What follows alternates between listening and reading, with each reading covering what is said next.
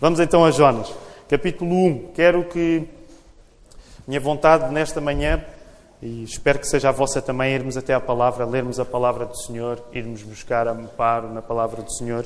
E vamos ler Jonas 1, do verso 1 ao verso 3. O texto é bem breve, do verso 1 ao verso 3, e depois damos um salto e lemos só o verso 17. Jonas 1, verso 1 ao verso 3, e depois damos um salto para o verso 17, ainda no capítulo 1. Todos aqueles que puderem ficar de pé, vamos ler a palavra do Senhor.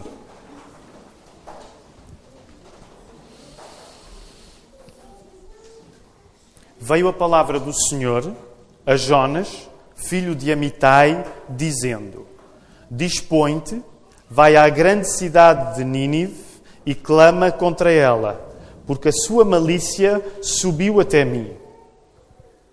E Jonas dispôs-se, mas para fugir da presença do Senhor, para Tarsis. E tendo descido a Jope, achou um navio que ia para Tarsis. Pagou, pois, a sua passagem e embarcou nele, para ir com eles para Tarsis, para longe da presença do Senhor. E vamos ao verso 17.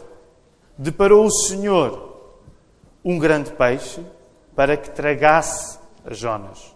E esteve Jonas 3 dias e 3 noites no ventre do peixe.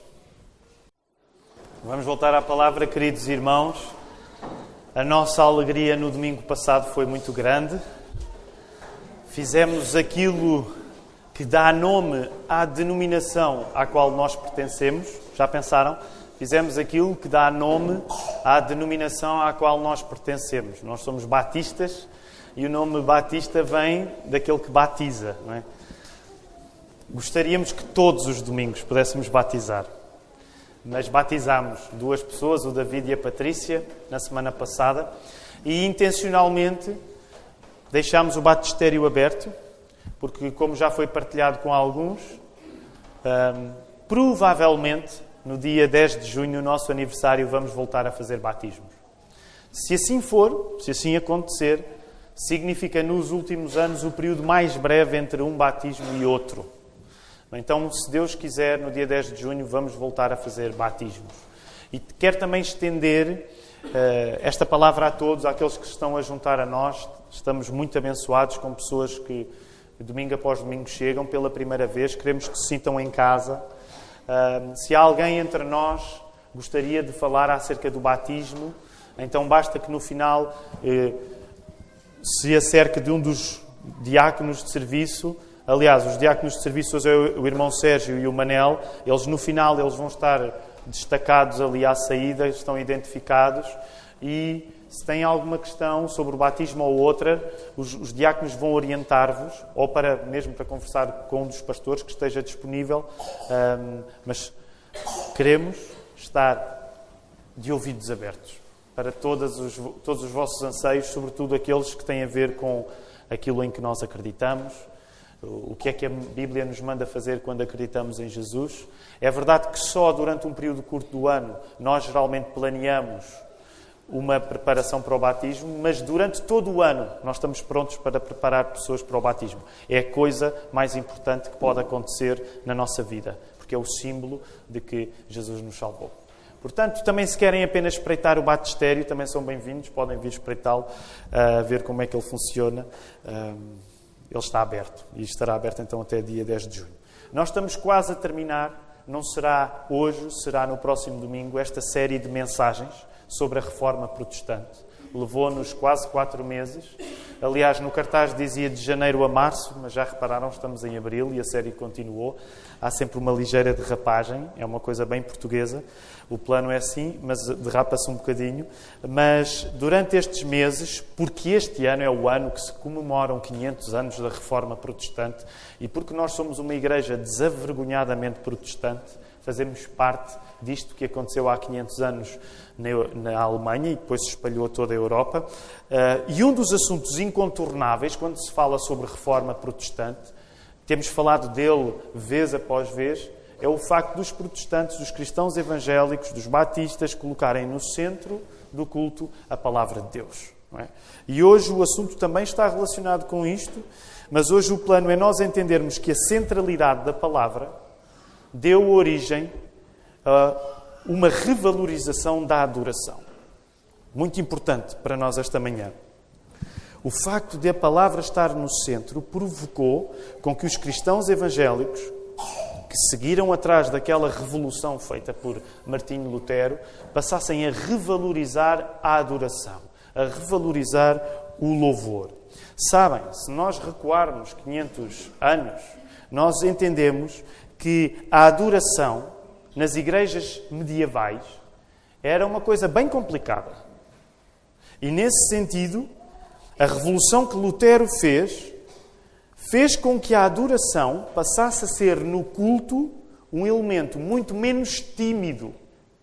Porque até à Reforma Protestante, ali na Idade Média, a adoração tinha-se tornado um elemento não tão central. E deixem-me mostrar como isto aconteceu citando um escritor que escreveu um livro chamado Brand Luther, Andrew Pettigrew, e ele diz assim, ele nele escreve assim: alguém que viajasse na Alemanha no início do século XVII, já com a reforma bem implantada, alguém que viajasse na Alemanha no início do século XVII, já com a reforma bem implantada, notaria facilmente a diferença entre as zonas da Alemanha que se tinham mantido católicas e as zonas da Alemanha que se tinham tornado protestantes. Porquê? Porque o viajante ficaria surpreendido, sobretudo pela proeminência do sermão, num serviço construído à volta de uma liturgia em alemão. E pelo nível elevado da participação da congregação, evidente não apenas na resposta vernacular, no facto de se falar a língua alemã, mas no canto congregacional. Então, o que Andrew Pettigrew estava a dizer é que se alguém viajasse na Alemanha do início do século XVII, já umas décadas passadas da Reforma Protestante, ia notar bem a diferença entre zonas católicas e zonas protestantes, porque quando a pessoa ia à igreja numa zona protestante, o sermão estava no centro e a resposta que as pessoas davam em adoração, cantando, era muito superior. Ainda hoje, nós estamos num país de maioria católica romana, ainda hoje se nota isto quando se vai a uma missa ou quando se vai a um culto numa igreja evangélica. Num culto numa igreja evangélica, canta-se muito mais. E ouve-se muito mais as pessoas. Por outro lado, e se calhar o lado que às vezes não nos agrada tanto, o sermão leva muito mais tempo aqui. Não é? O sermão leva muito mais tempo. A homilia do padre pode levar 15 minutos, 20, e 20 já é bastante. Um sermão, bem, nesta igreja anda entre os 40 e 45, se for uma igreja mais pentecostal, pode facilmente levar 1 hora. E são coisas que começaram a tornar-se diferentes há 500 anos e hoje continuam a ser diferentes. Porque a Reforma Protestante revalorizou a adoração. Neste sentido, redefiniu a adoração. O louvor luterano era impregnado pelo canto, diz ainda Andrew Pettigrew, uma paixão de Lutero e um dos legados mais profundos que deixaria à sua igreja. Na religião do dia-a-dia, esta herança musical estava certamente mais enraizada do que qualquer outra das suas destacadas revelações teológicas. E final de citação deste autor, Andrew Pettigrew. Para Lutero, o culto tinha de vir do coração. Num dos momentos mais conturbados da vida de Lutero, entre 1523 e 1524, é um dos momentos mais complicados, onde os choques com a Igreja Católica Romana, com o Papa, estão a acontecer de uma maneira bem agreste. Num dos momentos mais complicados, 1523, 1524, Lutero escreveu 40 hinos. Como é que Lutero tinha tempo? Como é que Lutero tinha disponibilidade mental? Como é que Lutero tinha a descontração para manter a carreira musical dele a funcionar no meio daquela circunstância? Sabem porquê, queridos irmãos? Porque Lutero sabia que a música não é um extra. No nosso culto a música não é um extra. Lutero sabia uma coisa. Se tu tens alguma coisa na tua mente, essa coisa tem de estar na tua melodia. Se tu tens alguma convicção na tua cabeça, essa convicção tem de ser expressa através do coração no canto. E isto era uma firme convicção de Lutero. Com a sua fortíssima veia musical, a reforma protestante era tanto da cabeça, aquilo que se pensava, como era do canto. E as duas coisas não podem ser separadas. Se nós temos alguma coisa na nossa mente, tem de estar na nossa melodia. Por isso mesmo, cantar era uma arma educativa. Os hinos de Lutero deveriam ser cantados nas igrejas, mas não só nas igrejas, em casa, nas escolas. O culto numa igreja protestante mantém-nos, por isso, com as gargantas quentes. Já pensaram? A pessoa vem a um culto numa igreja evangélica, pode sempre decidir não cantar e tem liberdade para o fazer. Mas se quiser participar do culto, vai ficar com a garganta quente. Porquê? Isso quer dizer que nós sejamos naturalmente pessoas que cantam bem? Significa que todos os evangélicos nascem com grandes vozes? Gostaria de ouvir a vossa resposta. Acham que é isto? É verdade que, bem, isto é uma parte, eu não sei se eu deveria dizer, mas é verdade que em qualquer concurso televisivo de música aparece sempre o evangélico a cantar, não é? E que canta muito bem, e as pessoas perguntam, o que é que te aconteceu para cantares assim? Eu venho da igreja e tal. E há uns que vão dizer venho da igreja evangélica, há outros que disfarçam um pouco, mas acontece, não é? Isto acontece sempre. Agora, porquê é que isto acontece? Porquê é que as igrejas evangélicas nos mantêm as gargantas quentes? Por um princípio, que é um princípio que nós abraçamos também. Se a aprendizagem, se aquilo que nós aprendemos acerca de Deus é feito em função do Deus que se revelou, então a resposta mais prática que nós podemos dar é em função do nosso louvor, da nossa adoração. Se eu aprendi alguma coisa sobre Deus numa igreja cristã evangélica, aquilo que eu aprendi vai ver-se através do modo como eu canto, através do modo como eu louvo.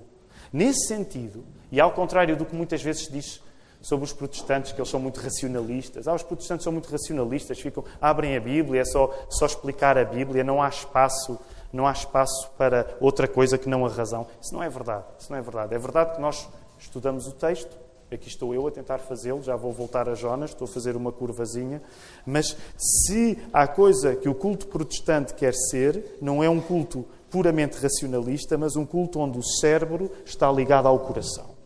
O cérebro está ligado ao coração. E por isso é que nós cantamos tanto. O que há de melhor do que as nossas melodias para mostrarmos aquilo que nos vai na mente? Nesse sentido, e sigam a minha linha de raciocínio, não querer cantar é o sinal mais certo que nada de teológico aconteceu. A lógica protestante é um pouco esta. Se alguma coisa de ordem teológica aconteceu na tua vida, tu vais querer cantar. Se não queres cantar, provavelmente nada de teológico aconteceu. Nada de verdadeiramente ligado à verdade aconteceu. Por isso mesmo, a nossa tendência, enquanto cristãos evangélicos, e às vezes eu sei que ela se pode tornar um pouco exagerada, mas a nossa tendência é termos uma relação complicada com o silêncio, não é? Graças a Deus, ninguém está nesta igreja, durante a parte dos cânticos, a olhar para quem está a cantar ou não. Não é? Pensar, este não está a cantar, este não é. Este não vai. Ninguém está a pensar nisso. Mas é verdade que nós, enquanto cristãos evangélicos, não temos às vezes uma grande prática do silêncio, porque a nossa tendência é olharmos para a música, para a adoração, para o louvor, como a resposta que damos à fé que temos. Por isso mesmo, ainda agora na escola dominical falávamos sobre isso, por isso mesmo é verdade que precisamos de ter práticas de silêncio. Porque a palavra também nos manda parar. A palavra também nos manda não falar. Mas, no geral, nós cristãos evangélicos somos, permitam-me o termo, espalhafatosos nesse sentido, em que se Deus fez alguma coisa em nós, nós vamos exprimir isto através do louvor. A adoração é o ponto final da educação. Isto é muito importante no cristianismo evangélico. A adoração, o louvor, é o ponto final da educação. Se tu, com toda a instrução que tens, tu não louvas a Deus, tu não percebeste nada. A lógica é um pouco esta. Tu podes ser um grande teólogo, podes saber textos bíblicos de cor, mas se tu não o louvas, então não percebeste o assunto sobre o qual estiveste a tratar. O protestantismo quer enfatizar que a adoração, o louvor, é sempre o fim de toda a instrução. Porquê? Porque no céu nós não vamos ter propriamente aulas de teologia, mas nós vamos ter um louvor constante. Sabem, Lutero ia mais longe e dizia até não deveríamos ordenar homens como pregadores, a menos que tenham sido bem exercitados musicalmente. Ele não estava a dizer que eles deviam ser bons cantores necessariamente, mas para Lutero, ou um pastor percebia de música, ou se calhar é melhor ele não ser pastor. Lutero era um bocado radical às vezes, mas percebem a ideia? Ou este pastor é capaz de refletir que o final de tudo isto é o louvor a Deus, ou ele não serve. E aí é óbvio que nós todos temos personalidades diferentes, os pastores, seja quem for, temos todos personalidades diferentes, mas se um pastor não consegue espelhar a alegria para louvar, ele pode ser o melhor pregador do mundo. Mas ele não está a ensinar a coisa mais básica. O pastor ele pode atrair centenas de pessoas para ouvir. Se ele não conseguir transmitir a alegria no louvor, então é sinal que tudo aquilo que ele sabe ainda não chegou ao ponto fundamental. O louvor, a adoração, é sempre o ponto final da instrução. Por isso mesmo, no protestantismo, a música é uma resposta à palavra. Falámos nisto nesta manhã também na classe de escola bíblica. No início do culto, nós cantamos porque a palavra de Deus nos chama a louvá-lo. Por isso é que está lá sempre no serviço de culto. Eu sei que somos uma igreja bem previsível, está aqui tudo escrito e tudo. Mas reparem, por isso é que está lá, chamada ao louvor. Nós não louvamos porque quisemos começar a louvar. Nós louvamos porque Deus já começou a fazer coisas na nossa vida e Ele chama-nos a louvar. Por isso, olhem para a estrutura do nosso culto. No início do culto, nós cantamos porque a palavra de Deus nos chama a louvá-lo. No final do culto, nós cantamos porque respondemos à pregação da palavra. A música é para nós, protestantes, o sinal de que quando a palavra é pregada, ela não é pregada para o vazio. A música é para nós, protestantes, o sinal de que quando a palavra é pregada, ela pede que as pessoas respondam. Sabem, por isso é que isto até vai a detalhes que são técnicos. Que nós tentamos, e não é fácil, porque hoje em dia no louvor é preciso amplificação e tudo isso. Mas sabem que isto, só para explicar, também é por isso que nós tentamos um equilíbrio entre a amplificação e os instrumentos e a resposta dos irmãos. Por isso é que nós tentamos que quem está a dirigir se ouça, mas para nós o mais importante nunca é a banda que está a tocar cá à frente. Para nós o mais importante é sempre a congregação. E por isso é que nós quase todos os domingos temos momentos em que os músicos intencionalmente tocam mais baixo e o canto congregacional se ouve. Porque a vossa resposta é parte fundamental do culto. Sabem que também é por causa disso que nós não apagamos as luzes. Nós não apagamos as luzes na congregação para ficar aqui apenas iluminado por uma razão. Porque a resposta que a congregação dá é um testemunho do que Deus está a fazer na vossa vida. São detalhes que são um reflexo de tudo começar com a palavra e tudo voltar à palavra. São detalhes, mas é por isso que nós fazemos as coisas como fazemos.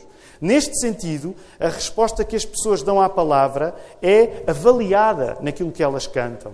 O canto congregacional, sendo naturalmente uma coisa que sempre existiu, não começou no século XVI com Lutero, mas na Reforma ele foi redefinido, ele foi apurado.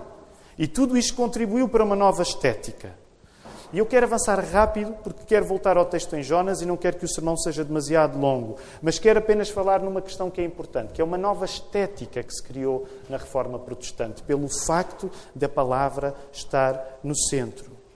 A centralidade da música na cultura evangélica acontece não porque nós somos naturalmente bons cantores, não porque nós nascemos todos com vontade de adorar, mas a centralidade da música na cultura evangélica acontece porque, de certo modo, e aqui já estou a fazer uma ponte para o livro de Jonas, para voltarmos lá, porque nós nos sentimos engolidos pela própria palavra. E para ilustrar isto, antes de ir falar no livro de Jonas, eu quero falar num à parte. Quem leu o livro do Lutero, aliás, ele está à venda, comprem-no. A pouco e pouco há pessoas que vão lendo nesta igreja o livro. E depois se apercebem de uma coisa, que é que as coisas estão juntas, o sermão está junto. E o que eu vou falar está lá mencionado também. Deixa-me dar um exemplo que não é da Bíblia, para depois voltar à Bíblia, ao profeta Jonas.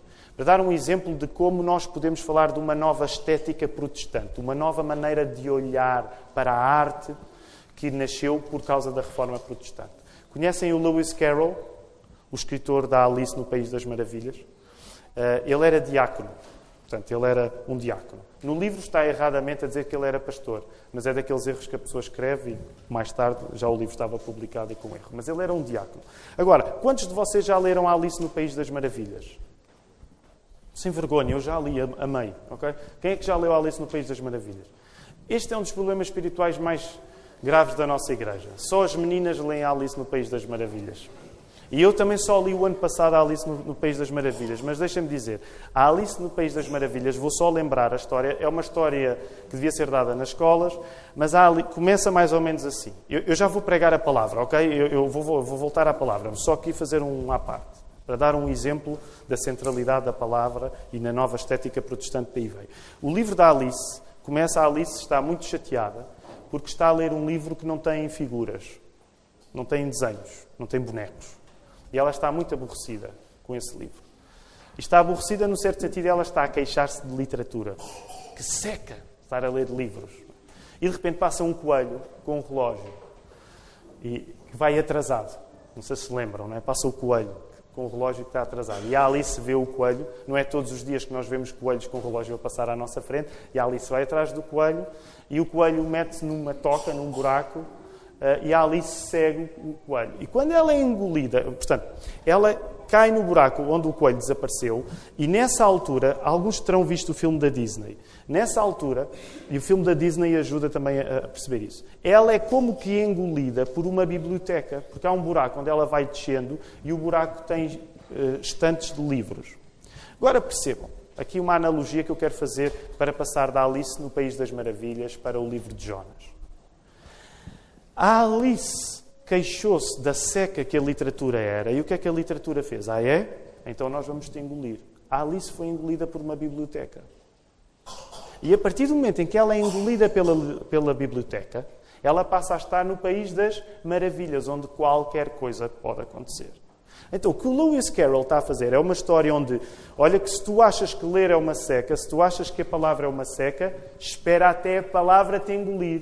Tu vais ver que tudo é possível através da palavra. E depois há o livro, ele segue com a lagarta que fuma, com o bebé porco. Depois tem de ler a história. A parte do bebé porco tem muita graça. E outro, alguém se lembra mais algum episódio na Alice no País das Maravilhas? E depois com a rainha, lembram-se da rainha? Pronto. A base da história, é preciso que nós entendamos isto como uma estética protestante. A partir do momento onde tu tens a palavra no centro, não é uma seca. A partir do momento em que tu tens a palavra no centro, tudo pode acontecer. Foi isto que o protestantismo fez. Centrou na palavra para dizer a imagem não precisa de estar no centro. Quando a palavra está no centro, a imaginação solta-se. Agora reparem, voltemos agora ao livro de Jonas. Eu sei que foi uma grande digressão para agora finalmente voltarmos ao texto bíblico que lemos. Na história do livro de Jonas, eu gostaria que vocês pudessem voltar lá, olhem por favor para ele, e gostava de partilhar 3 coisas que estão a acontecer no livro de Jonas.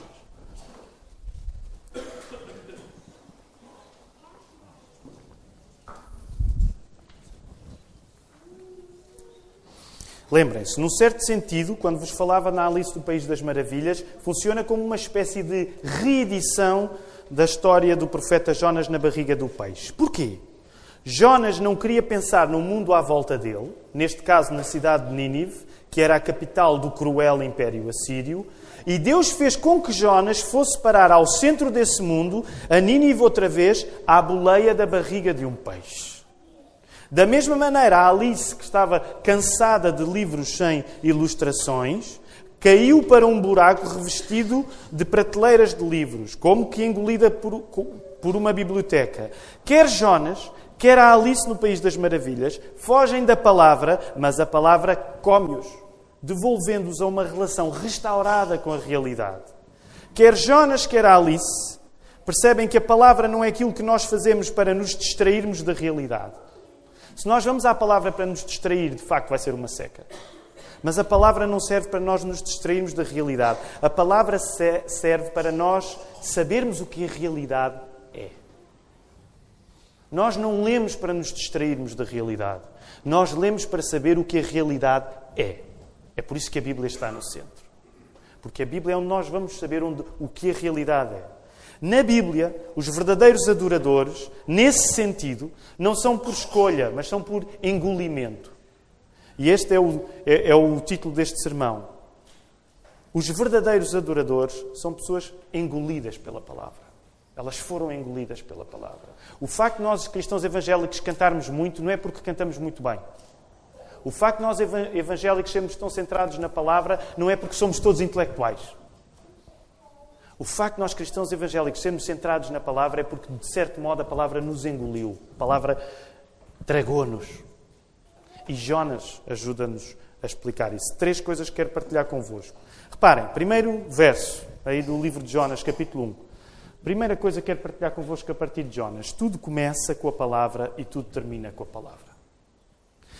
No início, como é que começa Jonas 1? Veio a palavra do Senhor. Reparem no último verso do primeiro capítulo que nós lemos. E o que é que aconteceu? O verso 17. Deparou o Senhor um grande peixe para que tragasse a Jonas. Começa na boca de Deus, naquilo que Ele disse, e termina na boca do peixe, que é Deus. Ai, tu queres fugir? Espera aí. É a palavra a ir ter. Reparem, porque logo no primeiro verso, aliás, desculpem, no verso 3, voltem aí por favor ao verso 3, o que é que diz? Jonas fugiu para longe da presença do Senhor. Ele fugiu da palavra. Ah, é? Então a palavra vai-te buscar. Tu não queres a palavra vai-te buscar. E por isso é que temos esse símbolo poderosíssimo na boca do peixe. Este é o primeiro princípio. Tudo começa com a palavra e tudo termina com a palavra. Mais ainda, se nós quisermos ser rigorosos, vão ao final do livro de Jonas, que é um livro tão bonito e que se lê num instante. Portanto, se alguém não tem plano para os próximos dias, Jonas lê-se num instante. Leia o livro de Jonas. Já repararam que até no livro de Jonas começa com a palavra do Senhor a ir ter com Jonas e como é que termina o livro? De uma maneira bastante abrupta. Quem ainda não leu o livro, convido a ler. De uma maneira bastante abrupta que termina com uma pergunta de Deus. O livro de Jonas começa com uma ordem de Deus e termina com uma pergunta de Deus. Mas uma das coisas que o livro de Jonas nos está a querer ensinar é que tudo começa com a palavra e tudo termina com a palavra. Segunda coisa que quero partilhar convosco a partir do exemplo de Jonas. Fugir da palavra é fugir da presença de Deus. E voltem, por favor, aí ao capítulo 1, ao verso 3, que ainda agora mencionei. Deus revelou-se a Jonas. Disse, Jonas, vai até Nínive. Vai pregar a minha palavra àquelas pessoas. Estou a parafrasear agora. E Jonas fugiu da presença de Deus. Fugir da presença de Deus é fugir daquilo que Ele te diz. Falávamos isto na escola bíblica dominical. Não estabeleças uma dicotomia que a Bíblia não estabelece. Não separes aquilo que Deus diz daquilo que Deus é. Não separes. Porque na Bíblia as duas coisas estão juntas.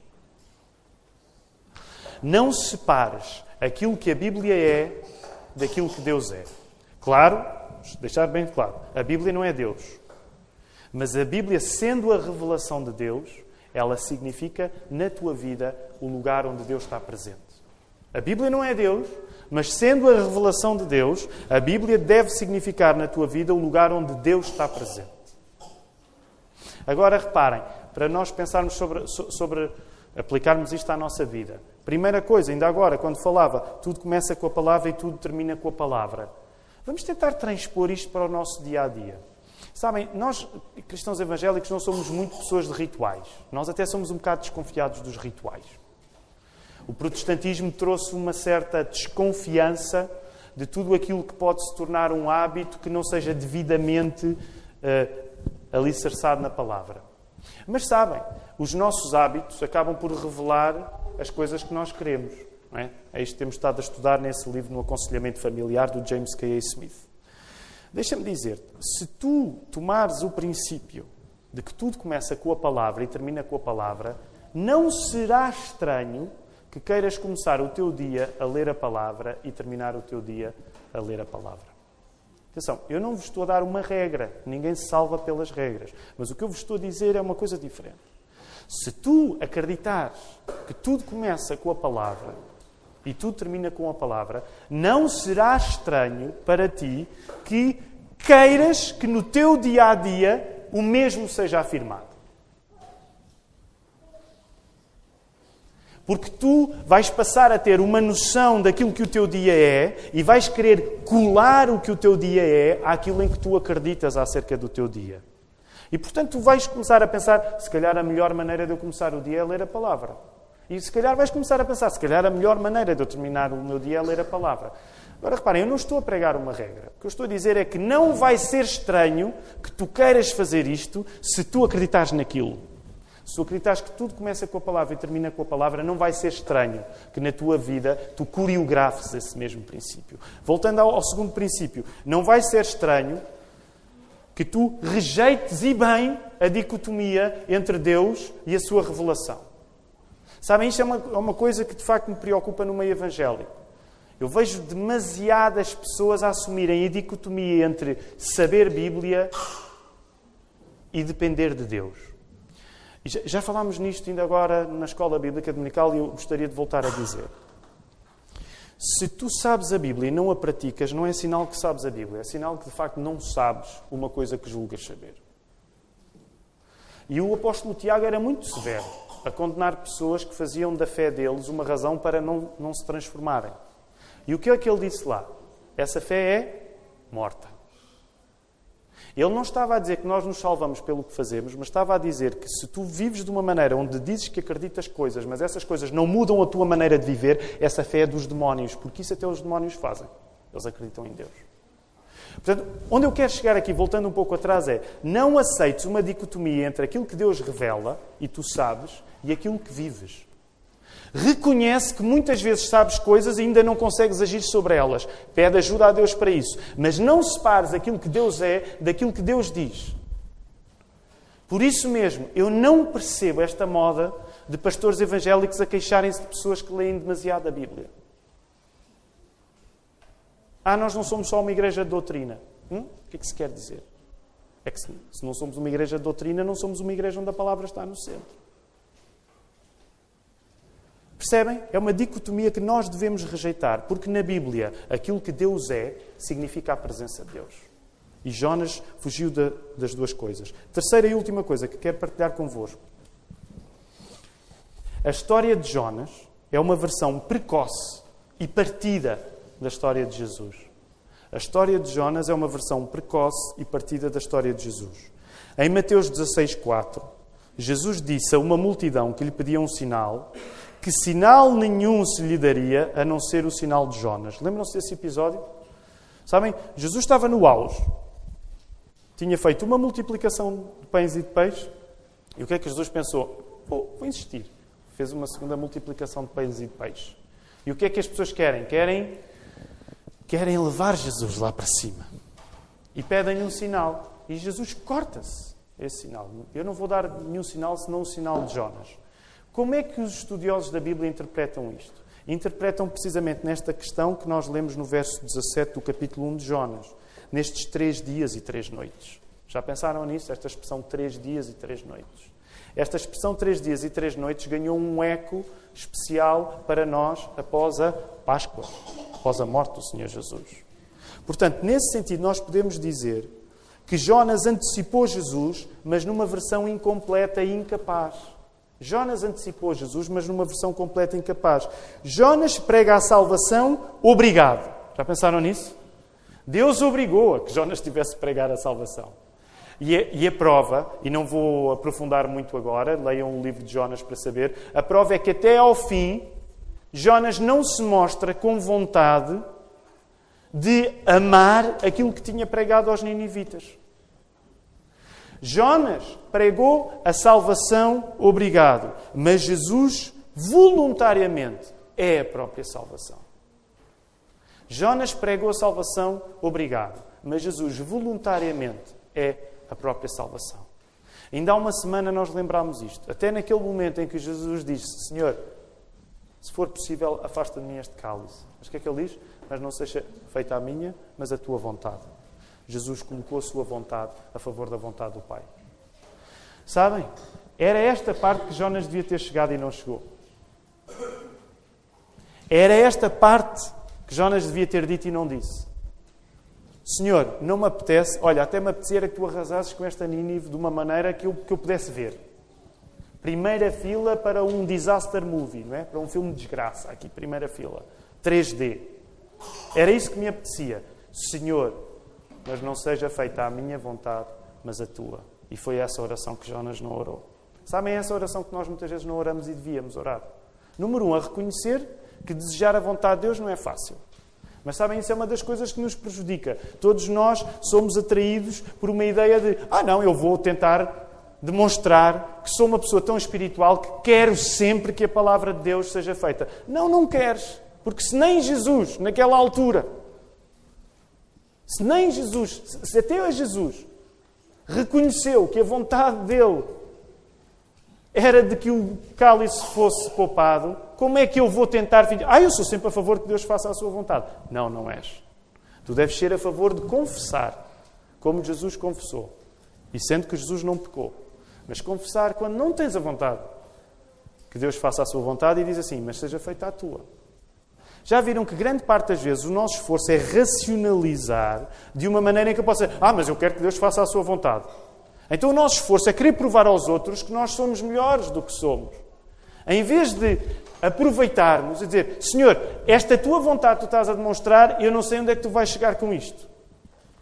Mas olha, seja feita a tua vontade. Em vez de orarmos em confissão, fingimos em presunção. Por isso mesmo quero terminar falando em Jesus. Sabem, Jesus foi onde Jonas não poderia jamais ir. E Jesus vai onde tu não vais conseguir chegar. Jesus é a palavra cumprida. E Jesus é a palavra cumprida ao ponto de se tornar a palavra carne, encarnada. Já pensaram nisso? Jesus é a palavra tornada pessoa. Jesus é a palavra tornada cumprida de um modo que a palavra se tornou uma pessoa. Jesus é a fidelidade de Deus Pai tão completa que de repente há uma pessoa que sai daí, que é o Verbo que se faz carne. Jesus é a palavra encarnada. Por isso mesmo, como ouvimos na semana passada no sermão pregado pelo Mark, Jesus foi o único que poderia dizer tudo está cumprido. Sabem porquê? Porque apenas a própria palavra pode dar a palavra final. Apenas a própria palavra pode dar a palavra final. Se tu tiveres a presunção de tratar do assunto do teu mal, tu não vais conseguir, porque tu não és a palavra. Mas Jesus é a palavra e Ele pode dar a palavra final em relação ao problema do teu pecado. Se tu tomares sobre ti essa carga, não, eu vou conseguir. Tu não vais conseguir. Tu nunca vais chegar a uma altura na tua vida em que dizes, está consumado. Este assunto está resolvido. Mesmo nós, enquanto cristãos, às vezes devíamos ser mais humildes e dizer, eu não posso dizer que este assunto está resolvido. Eu não sei, mas eu vou pedir ajuda a Deus. Apenas a palavra final só pode ser dada pela própria palavra. Jesus foi um Jonas que levou a palavra até ao fim de todo o coração. Jonas tinha o coração partido. Era um profeta relutante contra a sua vontade. Jesus levou a palavra até ao fim de todo o coração. Mesmo reconhecendo na sua vontade que lhe era difícil fazer aquilo. Sabem, tu viveres de coração não é estar sempre contente com as circunstâncias. É, não estando contente com as circunstâncias, vais até ao fim. E isso continua a ser uma coisa que nós percebemos com dificuldade. Nós temos a ideia de que fazer a vontade de Deus é eu estar sempre satisfeito com o que me está a acontecer. Não. Jesus não estava satisfeito com o que lhe estava a acontecer. Eu estou-me a desviar, mas eu acabo sempre a repetir esta ideia. Já pensaram, nós hoje em dia, já disse isto noutros sermões, nós hoje em dia temos a ideia de que se alguém vai fazer alguma coisa boa por nós, essa pessoa tem de estar de bem com aquilo que vai fazer por nós. Não é? Quando nós sentimos que alguém está a fazer uma coisa por nós, por obrigação, a nossa tendência é dizer, estás a fazer por obrigação, vai lá a tua vida, eu não quero que faças sacrifícios por mim. Sou só eu que sou mau ou vocês também pensam assim? Quando alguém está a fazer alguma coisa por vocês de má vontade, qual é a vossa tendência? Podem confessar pecados aqui. Qual é a vossa tendência? Se sentem que alguém está convosco, mas por frete, qual é a vossa tendência? É gostar? Vai à tua vida. Não percas tempo comigo. Agora repare, e que isto fique claro, Jesus não estava de má vontade e Jesus não estava por frete. Mas na hora em que Ele vai fazer por ti o mais difícil, não julgues que Ele estava a ver que nunca mais. No entanto, nós na nossa vida, rejeitamos esta maneira de Jesus fazer as coisas.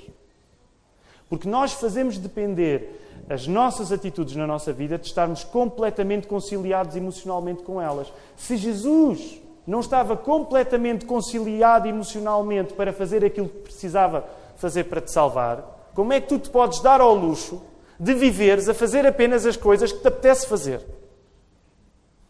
Se Jesus, para te salvar, teve de fazer uma coisa que não lhe apetecia fazer, como é que tu vives a viver apenas a fazer as coisas que te apetecem fazer? Isso é o contrário do que Jesus fez por ti. E, no entanto, é assim que nós vivemos. Ou eu estou completamente conciliado emocionalmente com isto, ou eu não vou fazer. Mas Jesus não fez assim. Nós não podemos viver assim uns com os outros.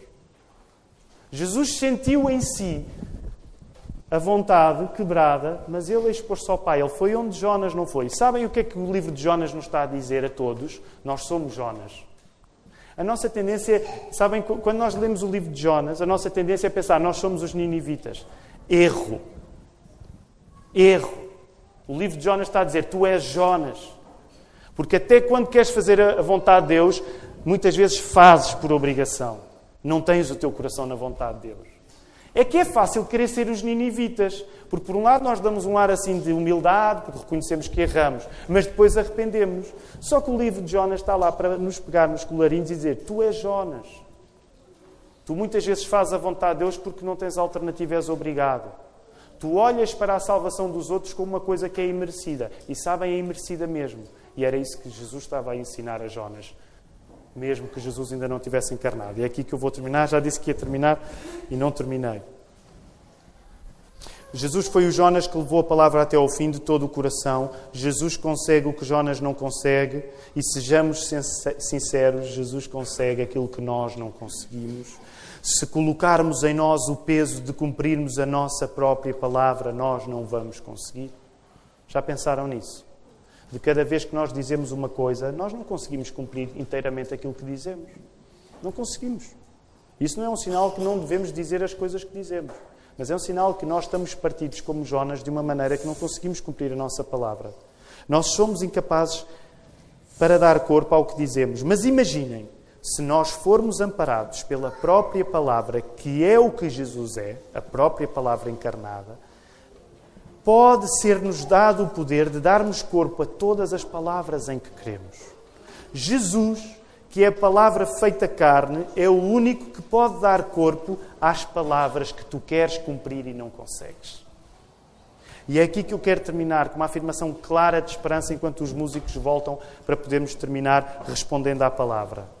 Jesus, que é a palavra feita carne, é o único que pode dar corpo às palavras que nós queremos cumprir e não conseguimos. Jesus é a única maneira de nós podermos realmente ser o que devemos ser. Portanto, nesta manhã, onde nós enfatizamos tanto aquilo que nós cantamos, aquilo que nós dizemos, lembra-te, aquilo que tu dizes, aquilo que tu cantas, só é importante porque Jesus pode segurar as tuas palavras, porque Ele é a palavra encarnada. Jesus é o único que te dá uma capacidade de tu poderes cumprir aquilo que dizes. Não porque a tua palavra é perfeita, mas porque a palavra de Jesus é perfeita e ela não volta vazia. Que o Senhor nos ajude.